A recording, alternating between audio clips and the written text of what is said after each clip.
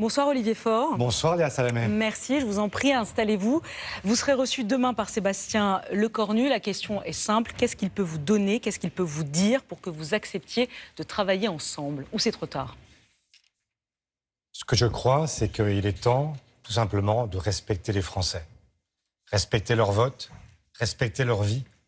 Respecter leur vote, c'est tout simplement se rappeler qu'il y a un an, les Français ont voté comme ils n'avaient jamais voté depuis 40 ans. Et ils ont voté en donnant une priorité à la gauche. Nous n'avons certes pas de majorité absolue, c'est vrai, mais une priorité donnée à la gauche. Donc Ensuite, votre seule condition, c'est un Premier ministre de gauche? Je pense que le temps est venu, effectivement, de passer à la gauche. On a essayé quand même 3 premiers ministres de droite successifs avec les résultats que chacun connaît désormais. Et ensuite, il faut respecter la vie des Français. Parce que la principale préoccupation des gens aujourd'hui, quelle est-elle? C'est leur pouvoir d'achat. Ce que j'entends le plus souvent, Léa Salamé, c'est « je dois arbitrer entre mes dépenses ».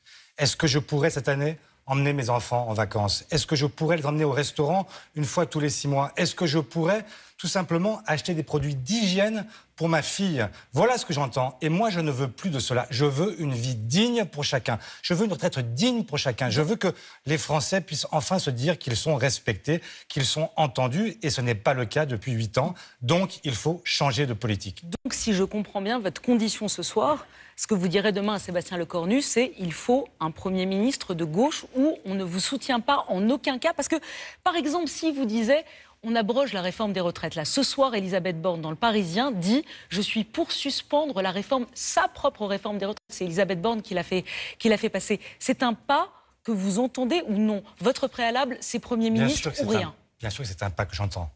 Je ne peux pas moi-même avoir plaidé cela jour après jour et ne pas entendre qu'aujourd'hui, celle qui a été l'initiatrice même de cette réforme dit que cette réforme doit être suspendue. Bon, c'est un réveil tardif, mais c'est un réveil positif.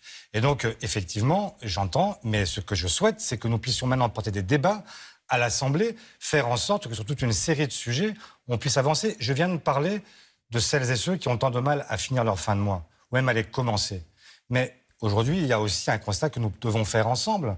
Les riches ont fait sécession. C'est eux qui aujourd'hui vivent à part. On fait sécession, oui, le mot est fort quand même. Le mot non est fort, mais il est malheureusement très réaliste. Il y a des gens qui ont choisi de vivre à part et ce ne sont pas les gens ordinaires.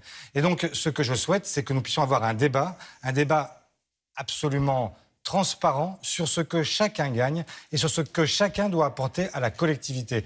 Imaginez qu'il y ait des gens qui ont doublé leur patrimoine en 8 ans. Ce sont les 500 familles les plus riches de France qui sont passées de 600 milliards d'euros à 1200 milliards d'euros. Qu'est-ce que demande la gauche? Elle demande qu'on leur prenne 15 milliards. Et on nous dit, c'est pas possible. Comment ça, c'est pas possible? 15 milliards, alors que ces gens ont vu leur fortune doubler. Mais de qui se moque-t-on? Et pendant ce temps-là, dans le projet de budget actuel, on demande à qui? On demande à l'apprenti, à l'étudiant, on demande à ceux qui sont là, qui sont longue durée, de bien vouloir payer ce que les riches ne payent pas. Olivier Faure, pourquoi vous ne signez pas un accord avec Gabriel Attal? Il vous a tendu la main hier en disant « Je suis d'accord pour soutenir un Premier ministre de gauche », donc peut-être vous. Pourquoi vous ne signez pas un accord avec Gabriel Attal et ceux qui le représentent dans le bloc central? Mais s'ils veulent nous accorder leur non-censure, je la prends.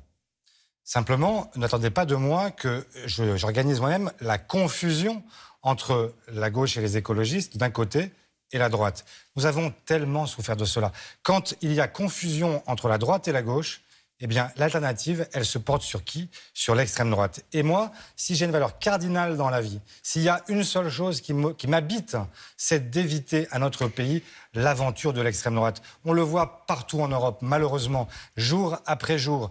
Et donc, est-ce qu'on est prêt aujourd'hui? La République tchèque, encore le week-end précédent, je vois bien que partout, c'est le jeu de domino. Est-ce que la France sera le prochain domino? Je ne le veux pas. Alors justement, si Emmanuel Macron décide demain de dissoudre l'Assemblée nationale, est-ce que vous repartez avec le NFP comme il y a un an ou est-ce que vous présentez 577 candidats socialistes?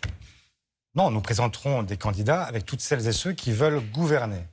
pas simplement vouloir faire démissionner le chef de l'État, ça c'est la France insoumise, qui a une seule obsession, et puis il y a tous ceux qui, ce matin encore, ont dit « nous voulons gouverner ensemble ». Les écologistes, les communistes, Génération, l'après, Debout, le mouvement de François Ruffin. Marine Tondelier, vous parlez des écologistes. Marine Tondelier vous appelle à présenter des candidatures NFP dans toutes les circonscriptions avec la France insoumise, avec Jean-Luc Mélenchon, comme vous l'avez fait il y a un an. Vous lui dites quoi? Vous lui dites peut-être? Moi, je lui dis que l'objectif, ça n'est pas d'aller vers une dissolution, mais c'est d'aller vers une cohabitation et d'aller vers des solutions pour les Français. On ne peut pas en permanence être dans l'opération suivante, se dire que, en fait, ce qui compte, c'est les circonscriptions. Non, ce qu'il faut, c'est des solutions. Les Français qui nous écoutent, ils sont écœurés par ce qu'ils voient, écœurés. Les Français qui vous écoutent, ils ne comprennent pas votre réponse. Est-ce que vous pourriez refaire le NFP avec Jean-Luc Mélenchon? Parce que ce qu'elle vous dit, Marine Tondelier aussi, c'est qu'elle vous dit, si on ne fait pas alliance avec la France insoumise et avec Jean-Luc Mélenchon, on va mettre Jordan Bardella et le Rassemblement national au pouvoir. Vous entendez son argument? Non, jamais, jamais, je ne laisserai Jordan Bardella, de par ma propre incohérence, l'emporter. Et donc, j'ai toujours dit que, selon les situations, il fallait évidemment faire en sorte que l'extrême droite ne l'emporte jamais. Mais je ne veux pas non plus que nous puissions, à ce moment où nous nous parlons, laisser penser que nous sommes toutes et tous à proposer la même chose. Moi, je veux que la gauche gouverne. Je ne veux pas simplement être obsédé par ce qui obsède aussi la droite désormais, c'est-à-dire l'élection présidentielle. Il n'y aurait plus que cela. Et les Français qui nous voient, qui voient ce théâtre d'ombre, qui voient ce théâtre de boulevard, Olivier jour Faure, après jour, la se France disent, insoumise est-ce et que vous Jean-Luc allez Mélenchon, enfin parler de nous? La France insoumise et Jean-Luc Mélenchon aussi veulent gouverner. Vous gouvernez avec eux ou pas? Mais je ne pense pas que... D'abord, ils ont déjà dit qu'ils ne voulaient pas gouverner avec nous. Donc la question, elle est close. Je sais bien que c'est à chaque fois que je suis dans une interview, on passe la moitié du temps à m'interroger sur Jean-Luc Mélenchon. C'est pas la moitié du temps, c'est pas le cas aujourd'hui. Minute. C'est vrai. Mais ce que je vous dis, c'est qu'ils ont déjà répondu à cette question. Ils ont déjà dit, nous ne gouvernerons pas avec un gouvernement de gauche et écologiste. Nous avons une seule attitude, c'est que nous ne gouvernerons qu'avec un gouvernement insoumis. Eh bien, cette question-là n'étant pas posée, je n'y réponds pas. Merci beaucoup d'avoir été avec nous, Olivier Faure, ce soir dans le 20h.